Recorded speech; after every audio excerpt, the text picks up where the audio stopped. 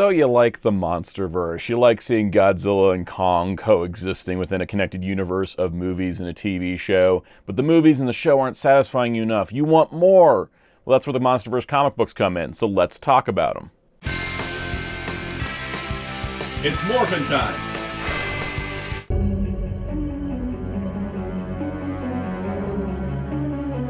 Hello, this is Soundout here, and on today's video we're doing another collecting/reading guide, this time for the Monsterverse comic books, because there's been quite a few over the years. Now, I'll say up front, not all of these have remained canon. There's one in particular that definitely no longer fits canon, but I want to say that it's fun to read these stories, and a lot of these are sort of promotional tie-ins to the movies and shows, but lately there's been some books that really provide some new stuff into the Monsterverse that is something worth seeing and reading if you're somebody who loves the Monsterverse like me. I really have been enjoying the Monsterverse as a whole.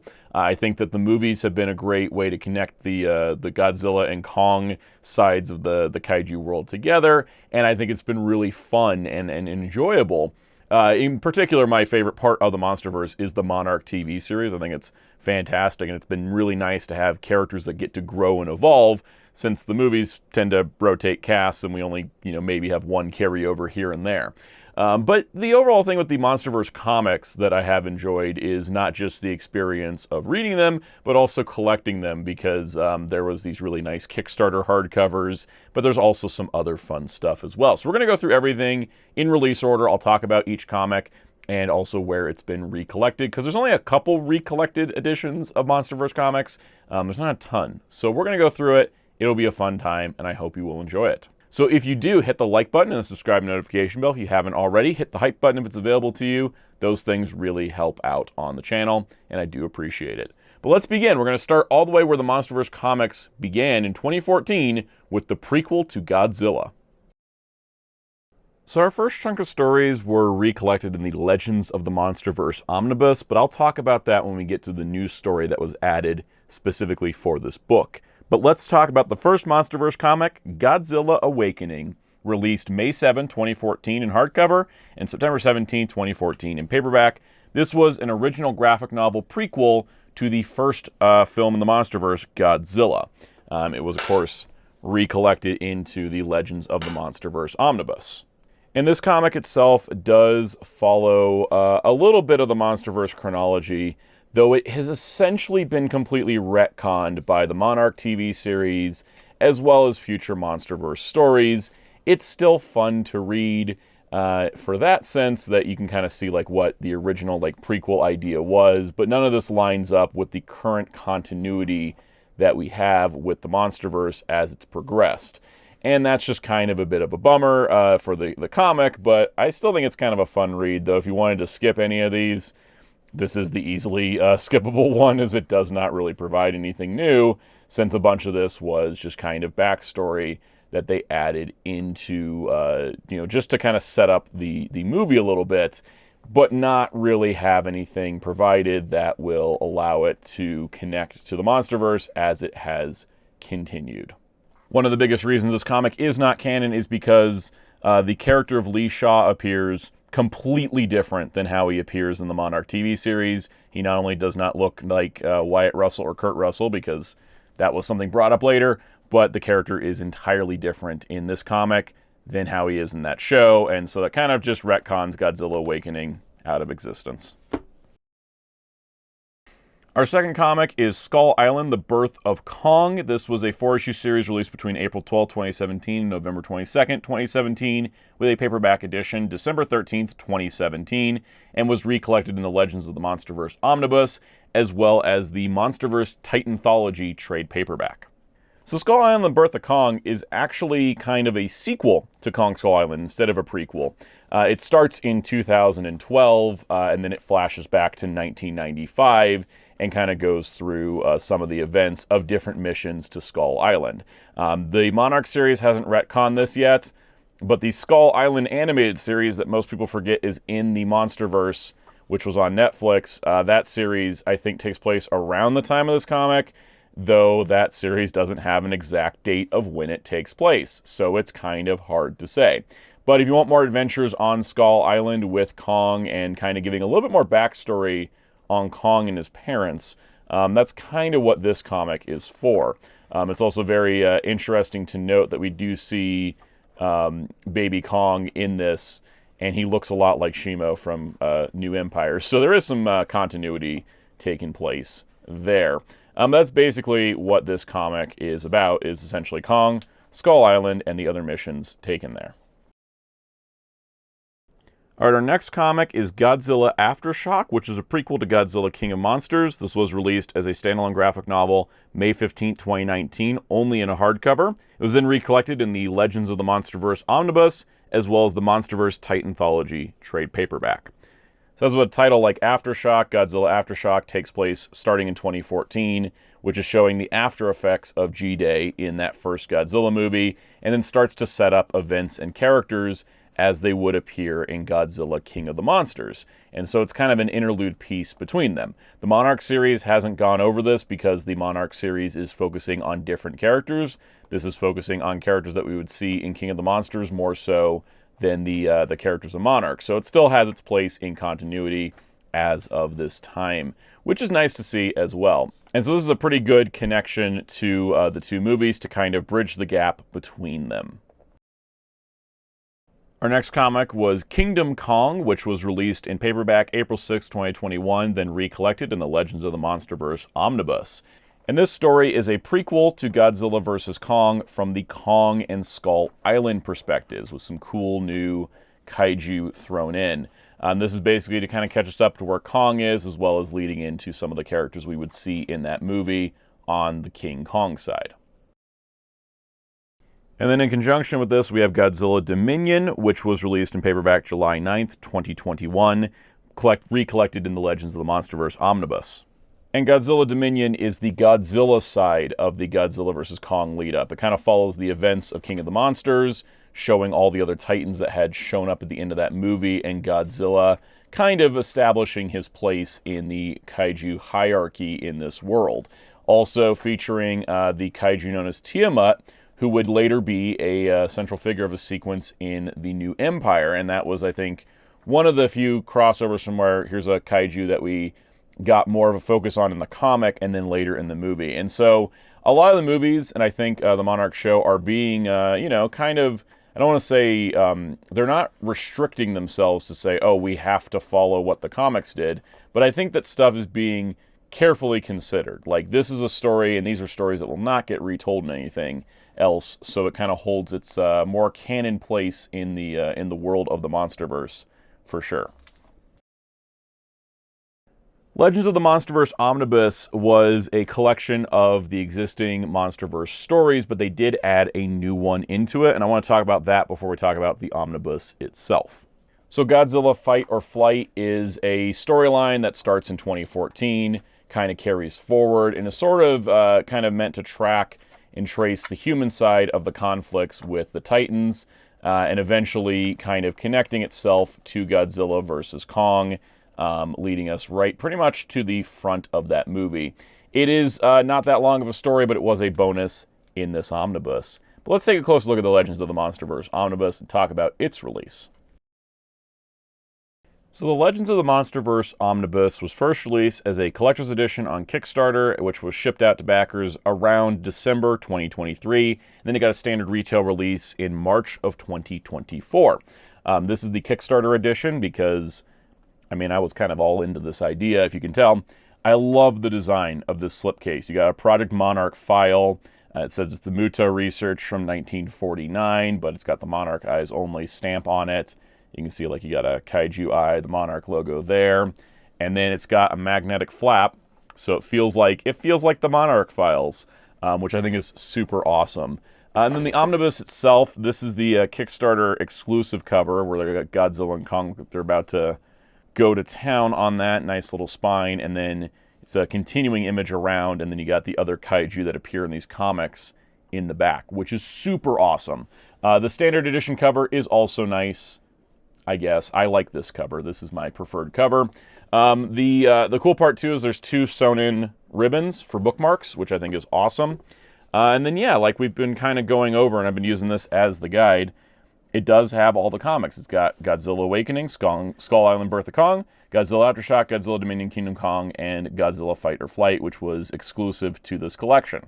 Now, the thing with Fight or Flight, if you're not able to get like the Omnibus, whether it's the Kickstarter or the standard, if you're not able to get it, it's not that important of a story. It's really short.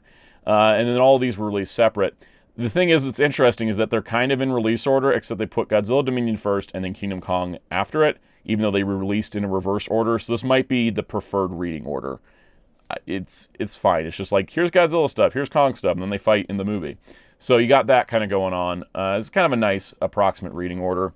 And the cool part, too, is this book does have bonus material in the back, which includes like Monarch files of different Titans, as well as bio pages. And a lot of this stuff came from the single trade releases of these comics. So it's kind of like a nice all-in-one edition of everything that was released up to that point for the Monsterverse comics. All right, next up we have Godzilla x Kong: The Hunted, which was released at a Kickstarter hardcover in March of 2024 and a paperback edition at retail March 20th, 2024 as well. This was a standalone graphic novel one-shot for Godzilla x Kong: The New Empire, or Godzilla Kong: The New Empire, depending if you're saying the X or not. I don't remember if we do that for this. This is the Kickstarter exclusive hardcover edition, which has a really cool back cover here. That's based on Godzilla vs. Kong. But this is a cool prequel story to Godzilla Kong: New Empire, because basically you have kind of two stories going on. Much like we had Godzilla Dominion and Kingdom Kong, we get a Kong story and we get a Godzilla story. And they overlap, so it is told as one narrative, but you can see there's characters from the movie in it. But there is stuff in here that goes directly into the movies. Like, there is the Godzilla side of the story is, it says to be continued in Godzilla Kong: New Empire, because this is basically like the opening scene of that movie. And then the Kong story kind of resolves separately from that. But it also involves like Kong fighting a guy in a mech suit, which is not something we really had seen in the movies at all to that point. And then what's cool in the back, you do get, of course, some bonus material. I think these are in the paperback as well, which is, artwork, design work, as well as extra bio pages on Titans. So this is a pretty fun comic, and honestly, if you're someone that's been enjoying the movies, it's a good one to check out. I think it provides a lot of context, and especially because it's a little jarring to go from Godzilla vs. Kong to Godzilla Kong New Empire, because there's a time skip, and so it feels like, oh man, I wish I could have some details filled in, and this fills some of those details in for sure.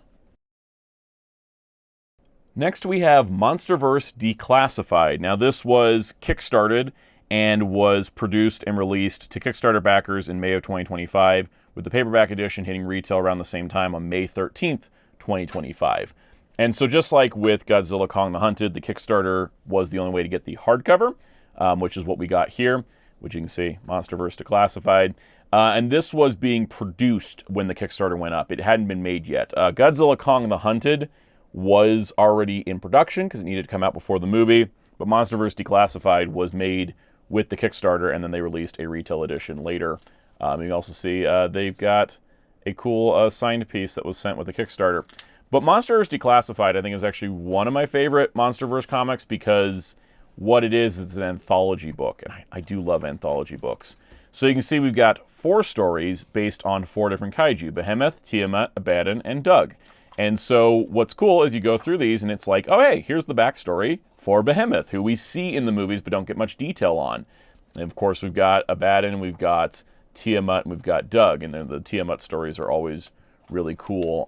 And so what's really fun about these is that we have all these different stories with these different Titans that we've seen to this point, but just didn't really have much depth on, and I think that is super awesome. So it's a good read. In terms of chronologically, just read it after you've seen everything else. It kind of sits outside of the time and space of the Monsterverse comics. Also, what was cool about the Kickstarter is they offered, you could get a slipcase edition. And so the slipcase, once again, it has like the Monarch stuff to it, but I like these stickers of logos. You got that going on. And it's pretty awesome. And the fun part about this was that, you know, they got this book done first. Godzilla Kong Hunted was done first, so they sent that out. And then later on, they sent the rest of the rewards and the slipcase. And so these two books go nicely together in a slipcase. And that makes a nice little collection right there, which is super cool. I really do like this. Now, there is another kickstarted Monsterverse comic, which we'll talk about in a moment. But there was some that came out between that isn't done by the normal publisher. So let's talk about some Skull Island. Return to Skull Island was released in 4 issues from July 9th, 2025 to October 15th, 2025, with a paperback edition released March 10th, 2026. Now, this comic is very interesting and very important if you look at all the Monsterverse stuff. There is one little weird little outlier I call the Skull Island animated series, which was released on Netflix. It doesn't feature any of the characters of the other Monsterverse stuff besides Kong himself, and is kind of an exposition to Skull Island that's gone wrong. That's kind of the plot of the series. And so for those that watched it on Netflix probably wondered, well, whatever happened to that? Well, they ultimately didn't produce a season 2, but they had left the story on a cliffhanger. And so Titan Comics paired with Legendary Comics, which I guess I forgot to mention, Legendary Pictures, one of the producers of the Monsterverse, they have a comics brand. That's what's been doing all the other comics. But Titan Books was doing this with them, and they released this 4-issue series called Return to Skull Island, which is the official continuation of the Netflix show. It's actually written by Simon Furman, which Transformers fans would recognize, and artwork by Christopher Jones, who did like the Young Justice series, the TV series tie-ins. And this is literally just, it picks up from where season 1 ended. It has a recap, which was nice for me because it's been a minute since I watched season 1. And then it goes through and continues the story. And so we get continuations of where that series ended up. Now, it does leave off on another cliffhanger where it says to be continued in Escape from Skull Island, which is another 4-issue miniseries, which is currently ongoing from January 28, 2026 to May 20th, 2026, with its paperback coming out September 15th, 2026, which I imagine the Escape trade will say Volume 2. Now, will there be a Volume 3 and onward? No idea, but it does seem like I think they probably took, you know, the script outlines for an 8-episode second season and turned it into an 8-issue comic across 2 miniseries, Return to Skull Island and Escape from Skull Island. So if you wanted more of this series, there is a comic out there for you. There's a couple different covers on the paperback as well. But this is a good continuation because it feels very much in line with what the show is doing and kind of giving you the rest of the story. So I'm looking forward to seeing the next volume of that and seeing where the story ends up. The next Monsterverse comic will be Monarch, The Lost Adventures. This is an anthology book of 5 stories tying into the Monarch TV series. This includes the USS Lawton and the Ion Dragon, which is a story about Billy Randa before he joined Monarch. Kintaro, Hiroshi, and Kong, which is set during the time skip in Season 1. Lee Shaw, which focuses on Lee reflecting on his past. Keiko and the Bramble Boar, which is set during Keiko's time on Axis Mundi. And Kate and May, which is an interlinking story set prior to Season 1. Now, this book is currently in production. It was done as a Kickstarter. It's supposed to ship this year as a Kickstarter exclusive hardcover with like multiple colors and a slipcase, which I have the slipcase edition coming because I kind of got a collection going on. We haven't heard word on when a paperback edition will come out to general retail, though I imagine like the other comics that were started on Kickstarter, it will eventually come to retail. Very excited to read that because, again, I love the Monarch series. It's a show that I think is so good, it's worth subscribing to Apple TV for a month to watch. It is really solid, and so it's nice that we're getting more comic exploration of the gaps in time that the show is not going to cover. Now, while all the other comics fit within the continuity of the movies, these next 2 don't. That's why they're in their own segment. It's Justice League versus Godzilla versus Kong 1 and 2. So these are crossovers between the DC Comics characters, like the Justice League, but it's actually kind of the whole DC universe, and the Monsterverse. They're written by Brian Buccellato, who was one of the main writers on the Monsterverse comics. Like he wrote the Godzilla, Kong the Hunted, for example.